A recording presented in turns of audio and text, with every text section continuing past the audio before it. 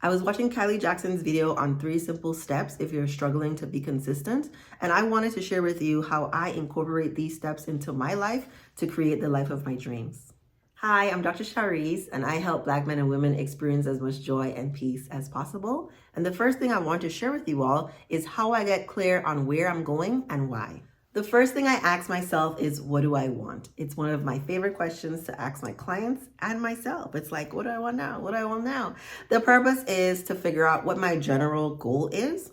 And if I'm not quite sure what I want, or I have some idea, but there's some fine tuning that needs to happen, I do a few things. I'll meditate, I'll talk to someone I trust, which is usually my mom, and I'll journal. So I'm talking to God. My goal is to get clear on what it is that I really want. But to me, that's the first step. In my real life, I use my process of becoming a psychologist to remind me how I achieve difficult things. And I want to use that example here too. When I was 16 years old, I met a psychologist, a Black woman psychologist for the first time. And I knew I wanted to help people, right? So that was like a general goal. I want to help people. I clarified that goal after I was exposed to a psychologist. I said, that is what I want to do, right? This is the first step. You have to figure out, what is it that you want? I had a clear image in my mind of, I want to become a psychologist. The next step that Kylie talked about was to create a clear plan and strategy. So when I think back on the process of becoming a psychologist, there are so many steps involved. You have to apply. Even before you apply, you have to have certain things to make your application competitive.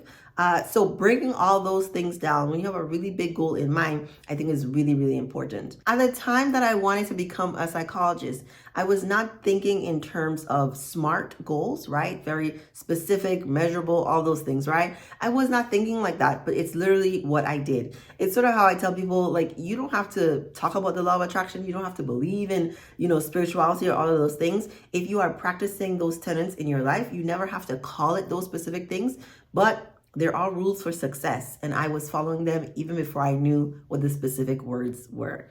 They are steps that I take now because there are some things that don't come as natural to me, that I've had to actually employ people to help me create the plan and the strategy to then execute it. So right now I'm working on doubling my income. I have a few videos on, my financial journey and, increasing my income, what I'm doing with some of my money. I have new goals when it comes to my finances, and to achieve them, I really break things down. So knowing how much, like actually having a dollar amount that I want in my emergency fund, creating weekly and daily to-do lists. I also have quarterly goals that I want to meet. So these are all things that are written out with explicit numbers and dates, and then the strategy for doing it. For example, I have been working kind of part-time. I've been working kind of part-time and meeting my financial goals.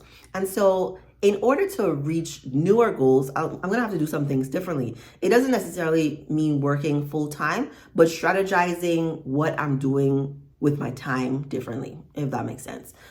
So there's that. It's changing what I'm doing because you're not going to get different results doing the same thing. So that's what I'm doing in terms of my money. When it came to becoming a psychologist, going to school, somebody's already sort of created the plan for you.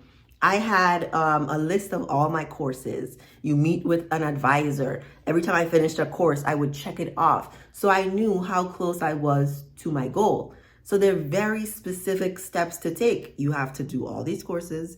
You have to do an internship. You have to get A's and B's because C's means you're kicked out of the program. Like, you have to do things in a certain way to reach this goal. When it comes to money, people have laid the blueprint out for how to become successful with money. Most of it is mindset. So one of the books I'm reading is Overcoming Under-Earning, because my earning potential is very high.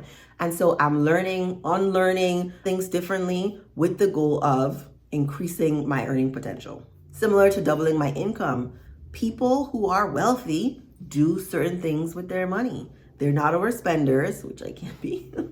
They really save their money, but most of all, they invest. They teach themselves about how money works. They don't just offload all of it to someone and they have no idea how it works. They really become masters of money, and then money works for them. So whatever it is in your life, right? This can be applied to all the things. You are acting as if you already have the thing. Like, what's her name? Like Esther Hicks would say, like, you have to embody the feeling of something before you can get the something. If you think that you're going to feel happy when you get the thing, right? Certain amount of money in the bank, you have to be thinking, how would I feel now if I already had this thing? How can I change my life? How can I make certain decisions right now that are in alignment with what I want in the future? It's also one of the strategies I use for myself when I'm making a decision about whether I'm eating something or working out.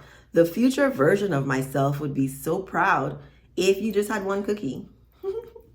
The future version of myself would be so happy if you planned buying that expensive thing versus just, I see the money right here, I want to spend it right now, right? This current version of myself is happy that I went to all my classes, that I aced my exams, right? That I really worked hard to become a psychologist, because that was, my biggest dream in life. Now I'm dreaming new dreams, right? So all of these steps, I think, are always applicable to anything new that you want in life. That doesn't come like super easy. Although some people might, argue that you can get anything super easy.